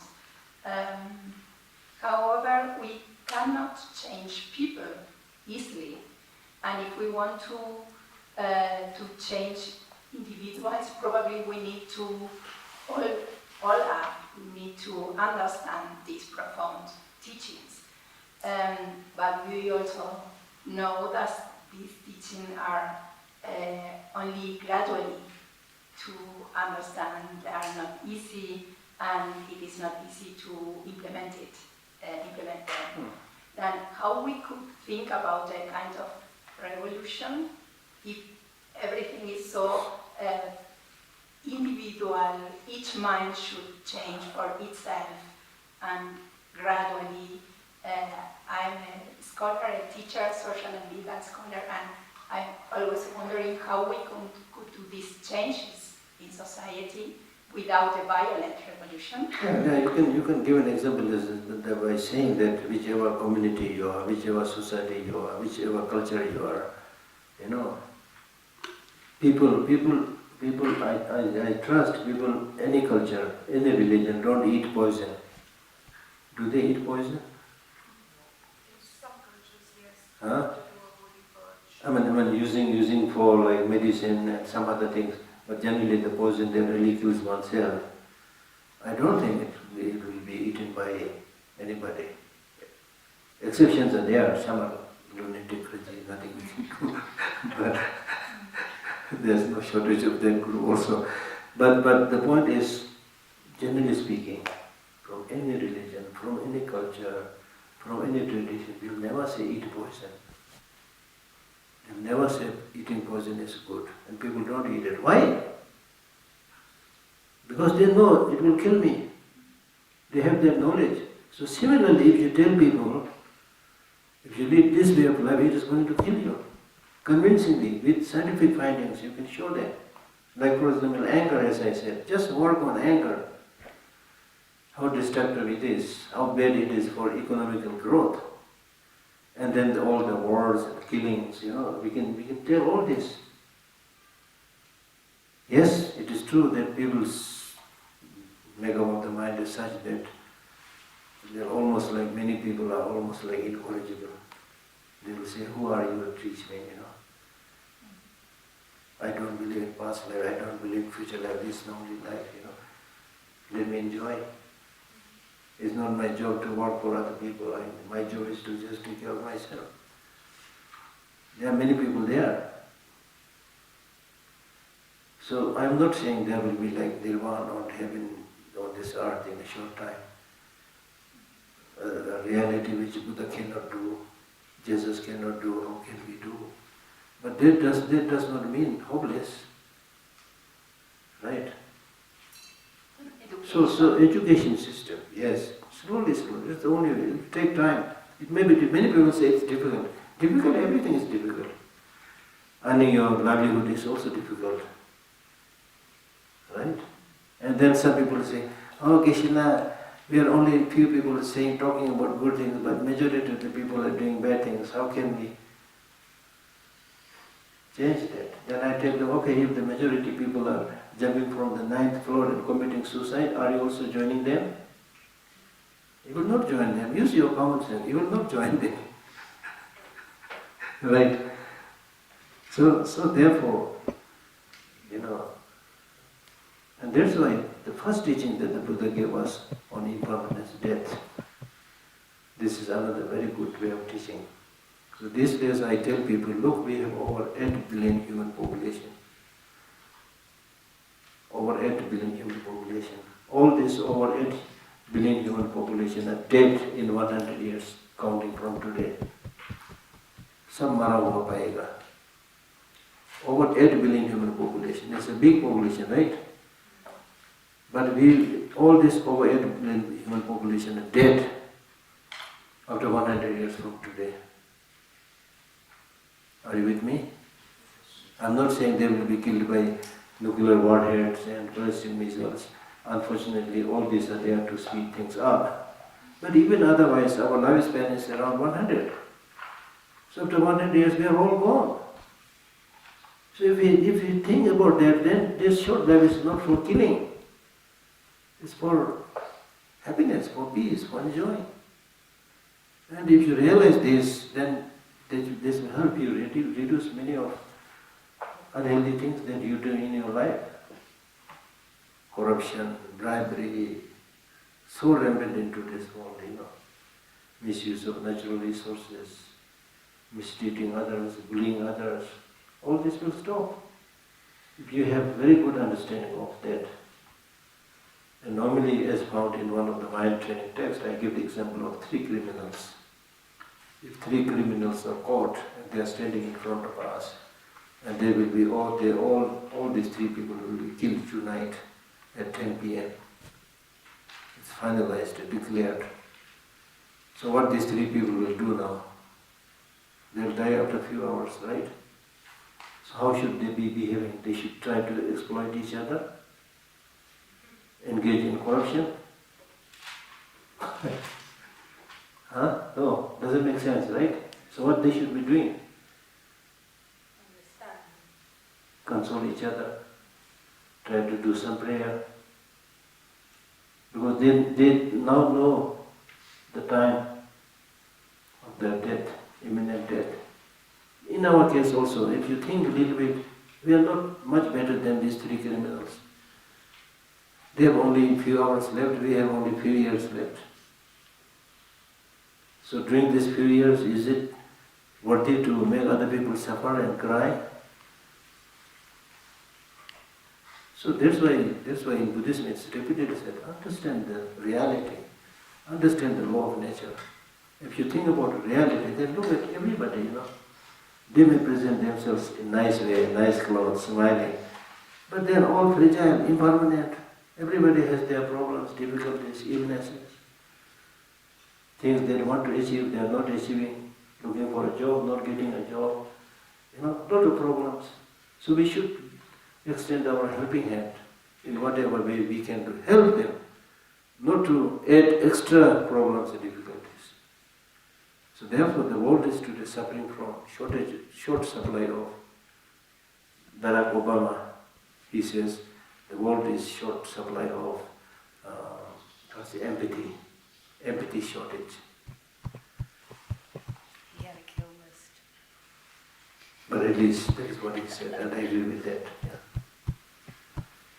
May I Yeah. put a second question related to this also education? You said don't give teachings unless you are required to give teachings. And I think I understood there's one exception when we think that this person needs it. Yes, I said And that. how can we decide if the person needs it or not?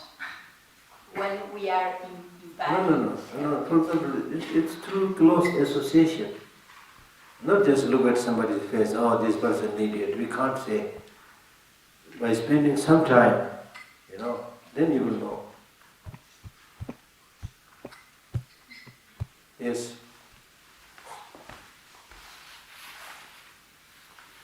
Down there.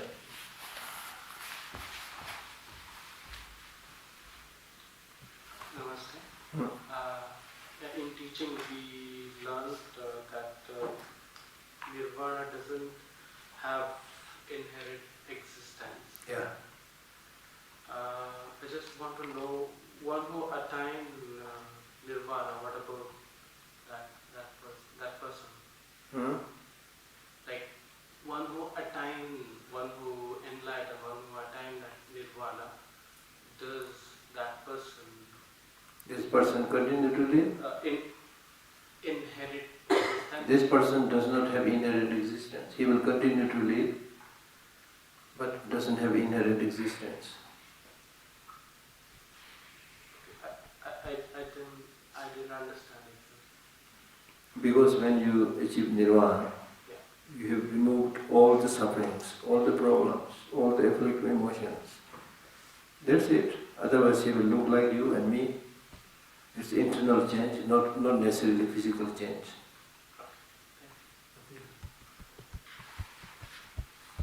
One of my very old friends, John Blofield, a very senior English person, who I met in Beijing many years back when I was just a student. I happened to be in Beijing. It's a very interesting story there, I'm not going to share this. So, he's a devout Buddhist, and he spent more than 20 years in Beijing, things like that. So we met.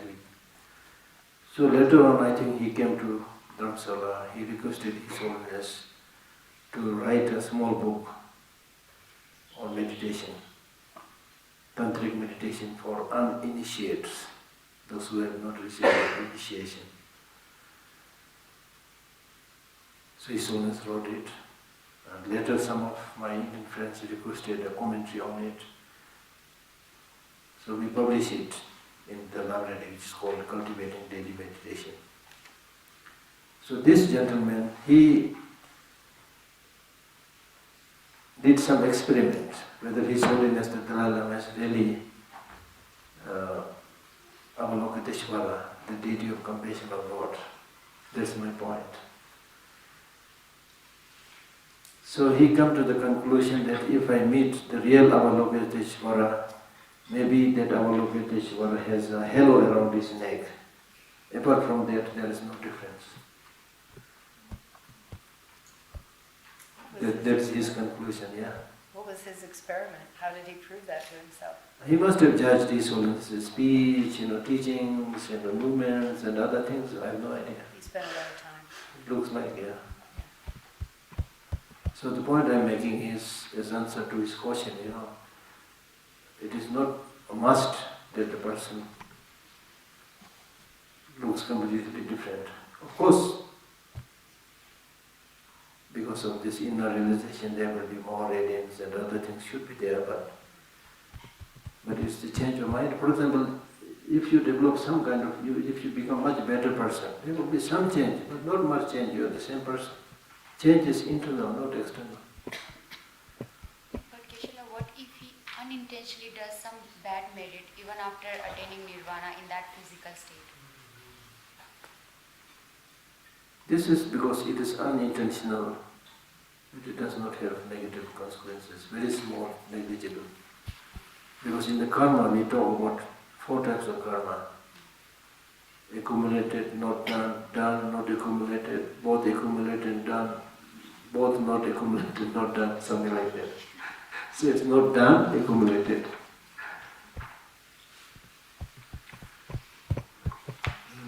Let us call it a day.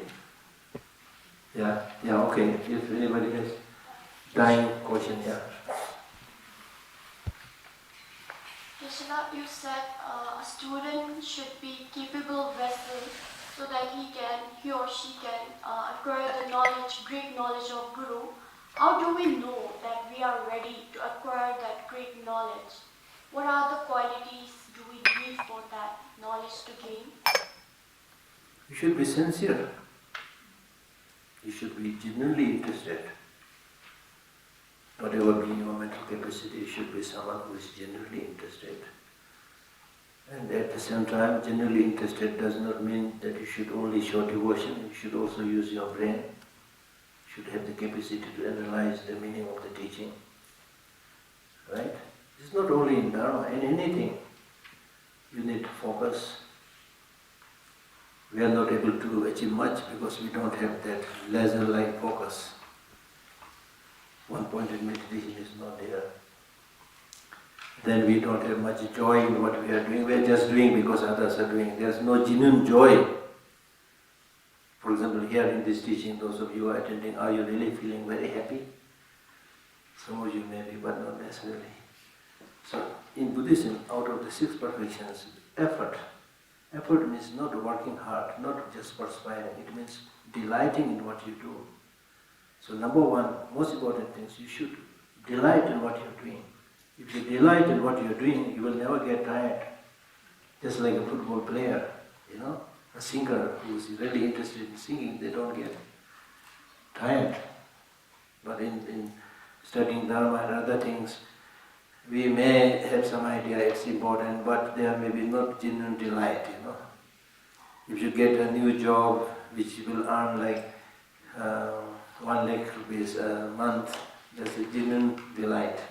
Oh, I have to go work, But when you do Dharma practice, you sit there, you don't see a concrete result. For example, after finishing this course, nobody will give you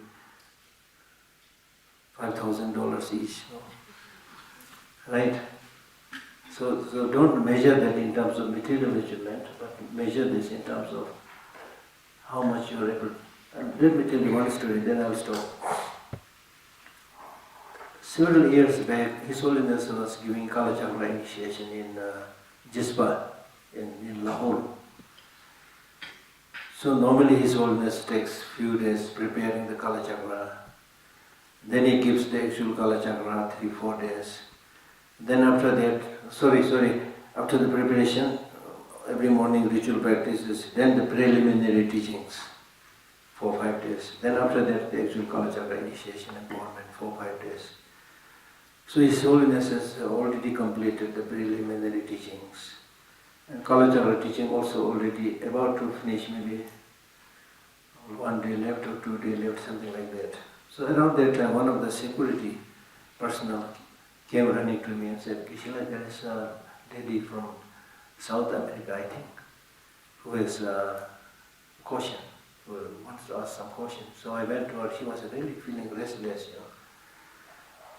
I came all the way from South America to receive this teaching because my master said you should go, it's very important. But I really don't know what I got.